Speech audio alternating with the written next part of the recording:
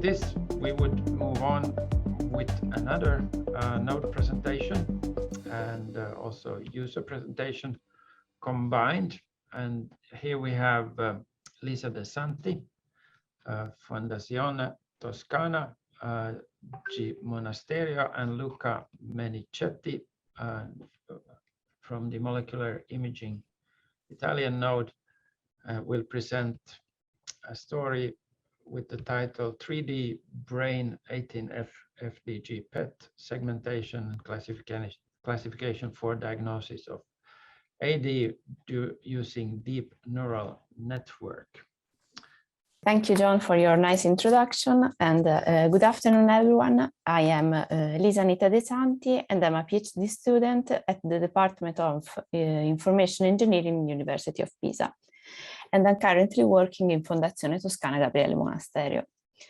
Today, I'll talk about the research of our team in multimodality molecular imaging Italian node concerning volumetric brain PET segmentation and classification for the diagnosis of Alzheimer's disease using deep neural network. I'll start this discussion introducing the clinical background of the problem faced. I'll continue present you a brief overview about deep learning and its application in medical imaging. I'll continue describing our deep learning model implemented, and finally, I'll summarize main result and future perspective of our work. And please feel free to ask questions at the end of my speech. So first of all, Alzheimer's disease is the most common form of dementia, and nowadays is diagnosed via a clinical evaluation of the patient. But these show several limitations, in particular for its early detection and for the lack of objectivity of the final diagnosis. In addition, the absence of no definite treatment of this disease makes its early detection a fundamental step in order to mitigate the cognitive decline of the patient into most severe form of dementia. In this context, neuroimaging seems to offer a powerful tool to detect and to monitor disease progression. In particular, literature reports that FDG PET can highlight hypometabolic pattern in brain glucose metabolism typical of Alzheimer's disease. So, due to the fact that deep learning has been showing remarkable performance in a large variety of medical imaging applications, the aim of our study is to exploit deep learning to support clinical evaluation with an objective and accurate diagnostic tool. However, before going in detail with the description of our project, let me introduce you to the world of deep learning. So, deep learning are a subset of machine learning algorithms. And this kind of algorithm learn how to perform a specific task directly from data without being explicitly programmed. And this is known as a data-driven approach. To do this, we will need a large collection of data where each example is composed by the input to give to our model and the desired output that we want that the model will return. And to do this, during the so-called training process, we will present to the model all the sample that composes the training set. And the model will be able to build the input-output mapping function for the problem under consideration. And it will become able to perform the task also on instances never seen before. And nowadays, we can see different real-world applications of deep learning, for example, in facial and speech recognition. But how can we exploit these powerful tools also in medical imaging? An interesting field is to use deep learning to extract image-based biomarker. And here we can distinguish between two different approaches, the indirect and the direct biomarker extraction.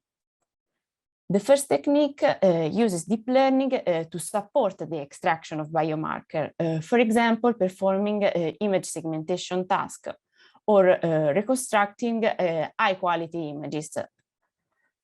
On the other hand, in the other approach, deep learning directly process the image given in input and extract deep learning-based biomarkers. However, in this application, we need to deal with some problem. In particular, in medical imaging, we have limited and unbalanced data set. And the reason here can be different. For example, the high cost of some of these procedures, privacy problem, because medical images are considered as highly sensitive data, but also the fact that some pathology are by definition rare diseases. So some possible solutions to this are data augmentation and transfer learning. In data augmentation, we artificially generate new images starting from the available data, applying little modification to them, for example, a random rotation of a few degrees to the original images. On the other hand, in transfer learning, we start the design and the training of our deep learning model from pre-existing architecture. Another well-known problem is the fact that due to their complex multi-layer architecture, deep learning model work as a black box system. And this lack of ability to interpret and to justify the decision returned by this model makes their application in critical areas such as healthcare controversial from multiple perspectives. So the field of explainable artificial intelligence was born to overcome this issue, building a new kind of interpretable model or trying to generate an explanation to the decision returned by the deep learning model. So after this preliminary consideration, in our work, we exploited deep learning to support the Alzheimer diagnosis following two of the aforementioned strategy: the indirect biomarker extraction with image segmentation and the direct with the image classification. The first technique has been implemented by my colleague Elena Pasini, and she trained a neural network to automatically segment the cerebral region known to be the most affected in the Alzheimer's disease, in order to extract a quantitative measure from images of the brain glucose metabolism. On the other hand, in the classification task, I trained a convolutional neural network which predict the final clinical diagnosis of the patient. And in order to justify the decision returned by the model, I tested some explainable artificial intelligence technique. So starting with the image segmentation. Literature reports that the typical hypometabolic pattern in brain glucose metabolism in Alzheimer's disease involves the temporal and parietal lobes, and in the most advanced form of the disease, also the frontal lobes. And with semantic segmentation, we are able to identify this region from the images in order to extract a quantitative measure of brain glucose metabolism. And these could be useful metrics to classify different subjects and to monitor them during the evolution of the disease. But manual segmentation presents some limits related to the high potential inter-user variability, and also because it's a time-consuming operation. So we proposed a deep learning-based solution which automatically segment the right and left temporal lobes, parietal and frontal lobes. In our work, we test two different families of neural network architecture, which are the most commonly employed in this kind of task in medical images, the UNet and the VNet network. The images which composes our dataset were collected from the molecular Italian node, and the ground truth, so the desired output for the segmentation, has been manually created by an expert user using the MIPAP segmentation tool. And here we can see a representation of one of the neural network employed, And this kind of neural network are characterized by a first encoder path, which extracts the feature from the images, and a second decoder path, which reconstructs the images segmented. And as far as we know, this is the first work in literature which involved the segmentation of all these brain regions to support the Alzheimer diagnosis.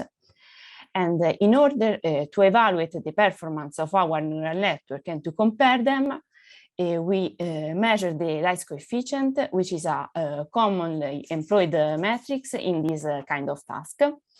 And we have also defined other metrics which measure the overlap between the desired output and the output returned by our neural network, and also evaluate the volume added or subtracted by our model respecting to the desired output.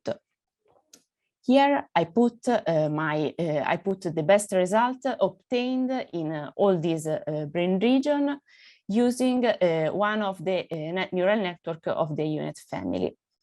While here we can see an example of some slices of one input given to the model, the ground truth, so the desired output of the segmentation, and the output returned by our neural network. Regarding instead image classification, we designed a convolutional neural network which takes as input the volumetric brain PET scan and return as output the clinical condition of the patient. So the PET scan can be classified into three different classes: cognitively normal, mild cognitive impairment, and Alzheimer's disease. Here we can see a representation of our neural network, and the first layer of the network are those which extract the feature from the images, while the final layer are perform the classification task. In this case, to train and test our neural network, we use a public data repository collected from the Alzheimer's Disease Neuroimaging Initiative.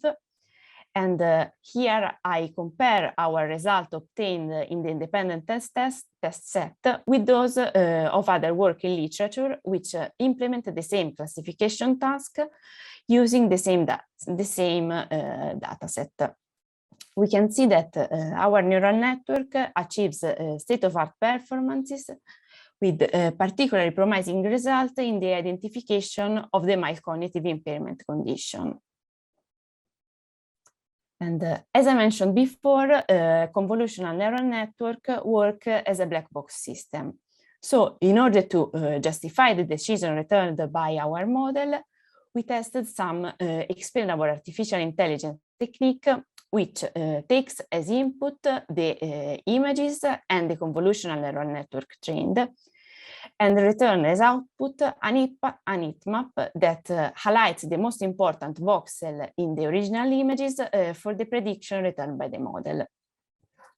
Finally, we optimize a registration algorithm to align the PET images and its corresponding heat map with an anatomic atlas in order to match the visual explanation with all the corresponding anatomical region. And in this way, we can also give back to the user of the model an idea of what are the most important regions for the final prediction returned. So to conclude our work, I present you two different strategies to provide potential image-based biomarker for Alzheimer's disease using deep learning. And the future perspective of our work include, for image segmentation, a quantitative evaluation of the glucose consumption in the area highlighted with the semantic segmentation, and the test of the performance of our neural network in a data set of increasing dimension. For classification, we will continue our work with a quantitative evaluation of the heat map generated and applying transfer learning to our neural network to test their performances in our internal data set. So now, thank you for your attention. Here I put my contact information and those of my colleagues, and please feel free to contact us for any doubt or question or curiosity.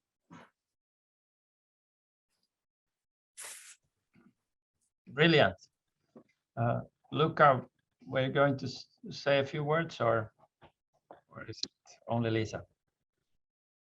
So Lisa, she's an example of brilliant PhD student we have in the laboratory, and we are working in a tight collaboration with the University of Pisa and with the hospital. This is a research hospital, and we build up this Pisa node in the medical imaging hub, providing preclinical imaging and translational imaging. So just for giving an overview how imaging biomarkers are developed, and we are going to look with a deep learning technique in the imaging biomarker development. I just prepared, only a few slides, for your information that I want to share with the audience.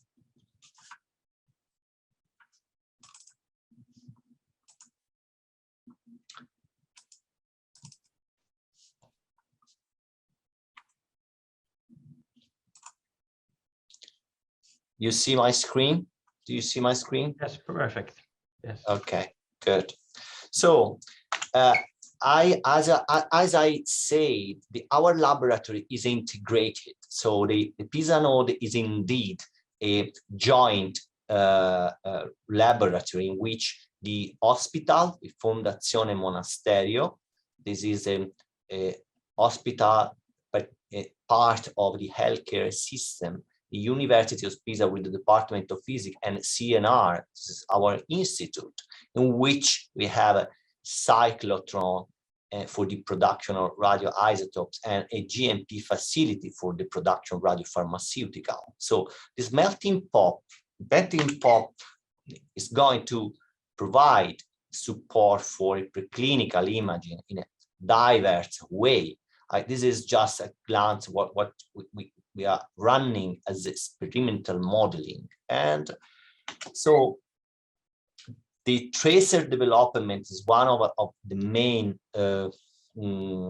strategic field in which we moved over the last year, but we are now looking with interest to regenerative medicine and neuroimaging. And I would like to share with you about neuroimaging, some option we have, starting from high resolution magnetic resonance imaging and spectroscopy and hyperpolarized media. This is something that in which our laboratory may be recognized for the use of dynamic nuclear polarization and spectroscopy in the settings of a preclinical and also using a clinical MRI scanner. But yes, this is our business with a cardiac application, which in the past, so we worked a lot in a small and large animal. But looking to neuroimaging, what is relevant is the capacity of our node to look to translational animal models using a full digital nuclear medicine equipment for experimental imaging. This is the way for studying the regional glucose metabolism, and in particular focusing on the evaluation assessment of kinetic parameter. So this is possible because the technology, but it's possible mainly because the availability of small animal and large animal. And of course, since we have the nuclear medicine department inside the node to look into patient images. So this is a joint, let's say, business, but this is a joint view given by the integration of the three institutions, providing not only the feasibility of the experimental study, but also in the flow of the activity, the understanding and the modeling. And as Lisa demonstrated today, there is a huge interest in the development of imaging biomarker from clinical images and experimental images. That we are looking with strong interest in the kinetic modeling in porcine model, and also applied to new tracer, for instance, in the amyloidosis, in cardiac amyloidosis, in organ failure, as we are looking in the clinical data. For neuroimaging, the Department of Physics developed this integrated PET-MR system, the tri-image, that is a cryogen-free system in which there is it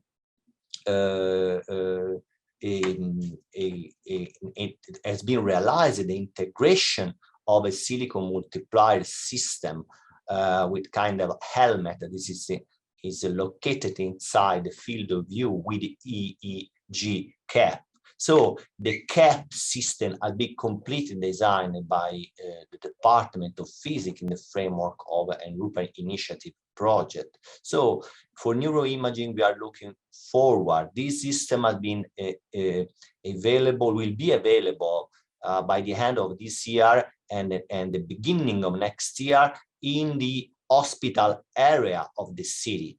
So we are going to run experiment in patient and of course in experimental model as have been demonstrated. So finally, the integration in a PISA node is providing diverse approaches to preclinical imaging, translational imaging, and also clinical data in different fields, also in neuroimaging.